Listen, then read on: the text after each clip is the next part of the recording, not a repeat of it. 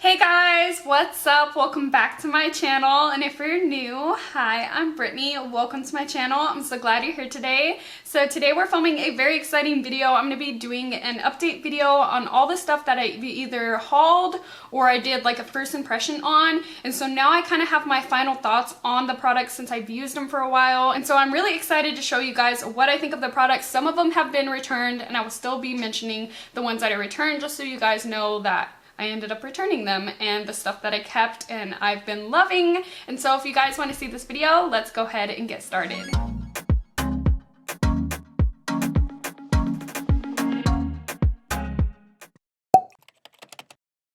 Okay guys, so starting off with primers, the first one I have here is from Cover FX. This is the gripping primer and it's supposed to be firming as well, and I have been loving this. This is one of the products that I've been using constantly. The only thing I don't like is that it only has 1 fluid ounce, and I feel like I go through it like a lot. I have to use like a lot, but other than that, it works really good. It really grips the makeup on. I feel like it helps with coverage because it's kind of making your foundation stick to it in a way.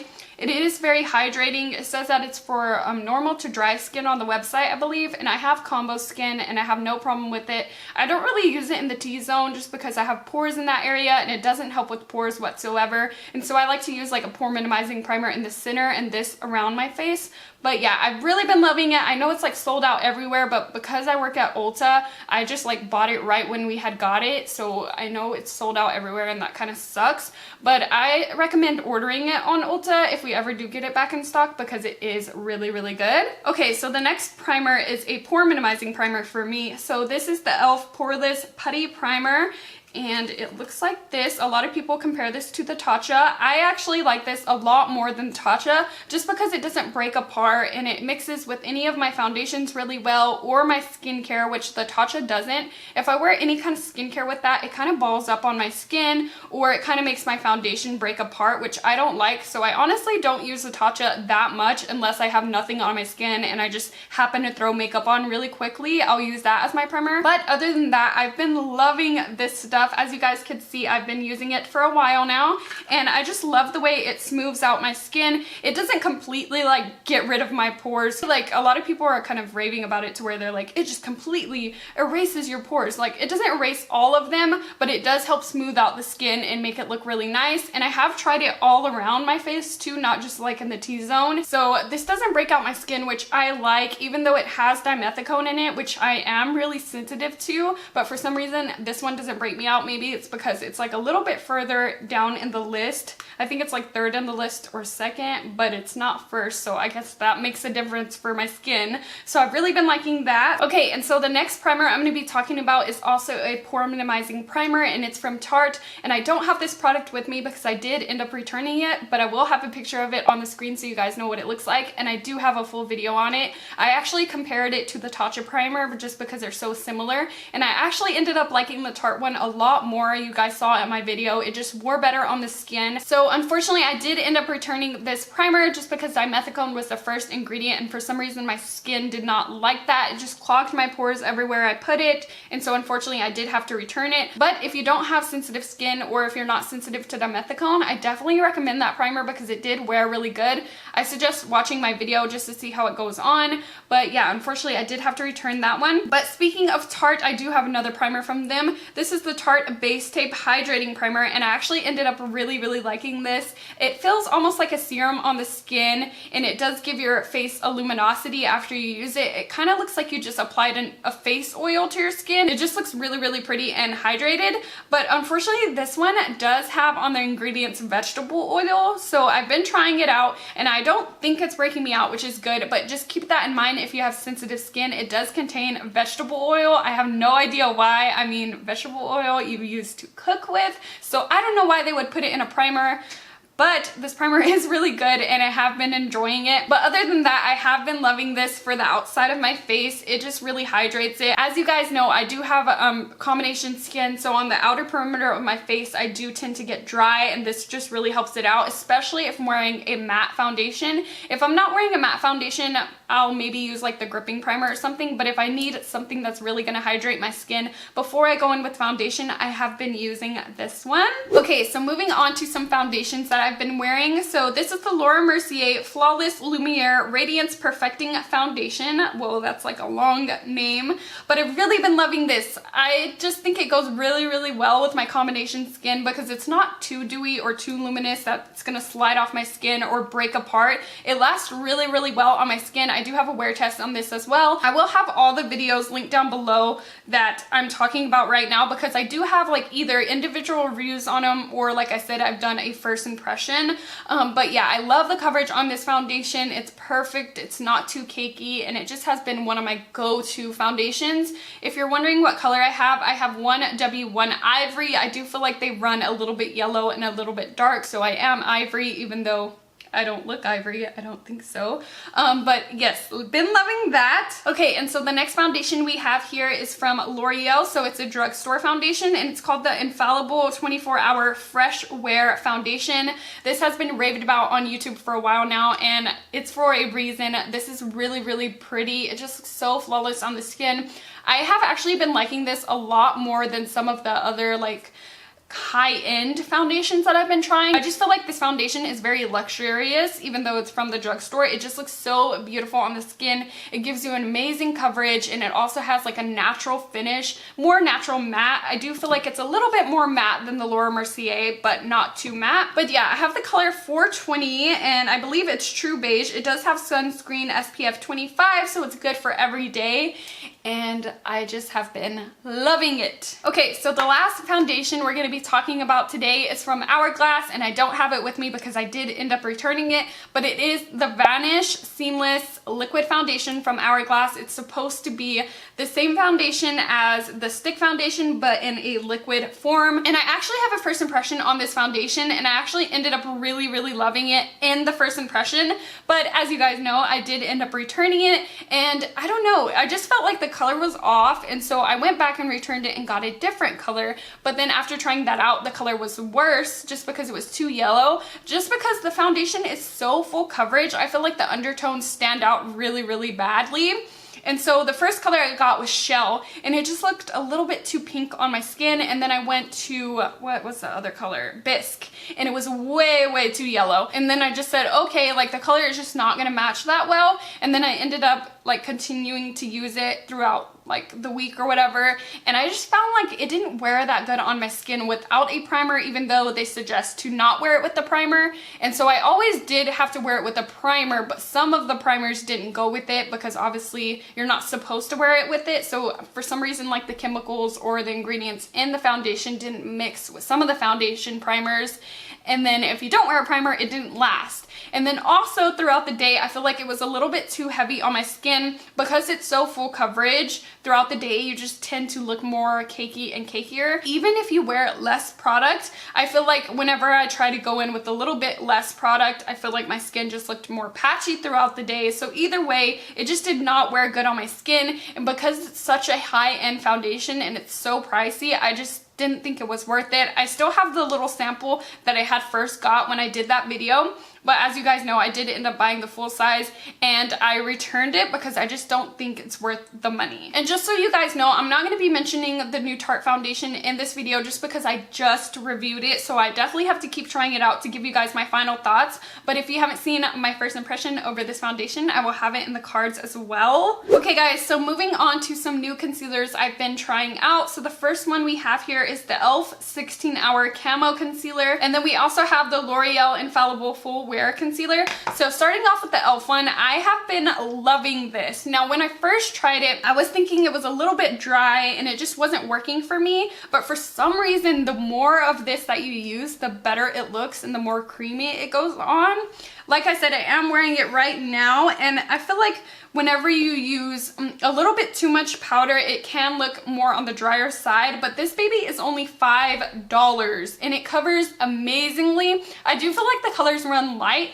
I have the color Medium Peach, which you would think would be way too dark for me, but as you guys can see, it still highlights the face. The only thing I don't like about this is that the packaging is super messy. It just like really cakes up on the wand, and I feel like it just gets everywhere. But other than that, I have been loving this lately. I could wear it with other concealers. I can't put it on twice like some of my other concealers. Like I'll go in with the concealer, then put foundation and this one on top. If I do that with this one, it might look a little bit too heavy. So what I'll do is I'll go in with like my Too Faced one per usual, and then I'll go with this on top, and it just looks beautiful. And then I'll go in with my damp sponge and some powder and just really press it in. Now you do want to make sure you set this right away just because it does dry on its own. So if you wait too long and you set it, it will look a little bit too dry and cakey. But if you go in with the powder right after, it looks beautiful. It does dry a little bit fast, so I recommend just doing both your eyes and then going and highlighting the face. So I have just been loving this, and I definitely need to get a darker color for the rest of my face just to like spot conceal, because it just has amazing coverage. Okay, so now for the L'Oreal Full Wear Concealer. I've really been loving this as well. It has really good coverage too. I feel like maybe the e.l.f. one has like a tiny bit more coverage just because this one's a little bit thinner in consistency. But with that being said, it's still a really good coverage concealer. And so I have the color 330 Ivory, which is a little bit light, but once I set it, it does oxidize and gets a little bit darker, so it ends up being the perfect shade. So keep that in mind if you're going to get this concealer. I would go maybe one shade up. And the same thing with the e.l.f. one, even though they do run light, it does get a little bit darker once you set it. And so yeah, I've been liking this one. This one is also a little bit dry, so you have to make sure you blend it right away and you set it right away. But other than that, I feel like the concealers from the drugstore are getting really good, so I've been liking that too. Oh my gosh, guys, I almost forgot to update you guys on the Fenty Beauty concealer as well. I did try that one out. I don't have it with me because I did end up returning it, and when I first tried it, I did like the coverage and I liked the way it wore on my eyes, but for some reason after the first time I used it, I couldn't get the same amount of coverage unless I like really caked it on, and then it looks super dry, especially if I put a lot of powder. But then if I didn't put enough powder, it would crease on me like really badly, and I feel like every time I wore it, it creased like super bad, to where even Christian noticed. He goes, "What concealer are you wearing? Because it's giving you like lines under your eyes." And I was like, "Oh, it's the Fenty Beauty concealer." And I'm noticing that too, like it's creasing, and it takes a lot for him to notice, so that says something right there. And nowadays, since there's so many like good concealers coming out from the drugstore and the high-end side, I just feel like the Fenty Beauty one wasn't worth it for me, so I did end up returning it. Okay, so the next product I'm going to be talking about is not new by any means, but I definitely wanted to give you guys an update because I did pick it up in a recent haul and I have been loving it. So this is the Too Faced Peach Perfect Matte Setting Powder, and this baby, I think has replaced my Laura Mercier translucent powder. It is that good. It's so beautiful on the skin. It really fills in your pores. You could also use it under your eyes and it's not too drying. I know with the Laura Mercier, I can't always use it under my eyes because it will be a little bit too drying, and this just keeps your face so matte throughout the day. It really helps keep your makeup locked in place, but like I said, it doesn't look too matte or too dry. And if I do go in with more luminous foundations like this one or the L'Oreal one, it just really helps everything keep locked in place, so I've been loving that. So another powder I have been loving is from Maybelline. This is the Super Stay Full Coverage Complete Foundation Powder. So I have been using this on its own and also on top of foundation, and I have been loving it. You guys know that I did do a video comparing this to the new Tarte Shaped Powder Foundation, but a lot of you guys said in that video that a lot of people compared it to the MAC Studio Fix and it's a dupe, and I completely agree with that. This is definitely a dupe to the MAC Studio Fix. It's so good. The only thing I don't like is maybe the shade range. I do have the color 120 Classic Ivory, and I do feel like it's a little bit light. It's the same color as the foundation that I have in the liquid form. Where is that? Oh, here it is. But as you can see, this one's a lot darker than the powder foundation, so the colors don't really match up. And this one's a little bit too dark for my skin, and like I said, this one's a little bit too light for my skin. And the next shade up for the powder foundation is way too dark, so I definitely have to keep with this color. But other than that, man, this has really good coverage. It looks really pretty on the skin. It's nice and mattifying. And whenever I do use it on its own, I'll go ahead and just like conceal my under eyes and any blemishes, and then I'll go in with this and it just looks so pretty on the skin. It doesn't look too matte where it's like dry. It just looks like a really pretty natural finish. And so if you're on the lookout for a new powder foundation, I definitely recommend this one. Mine broke. I don't know, I just feel like it's kind of caving in the center, so I just kind of pressed the crack in there, and yeah, I don't know. And then it does come with a sponge. Okay, now we're going to be talking about a new bronzer that I've been loving. This is from L'Oreal. This is the True Match Lumi Bronze It Bronzer, and it says that it's for the face and body, hence why it's like so big.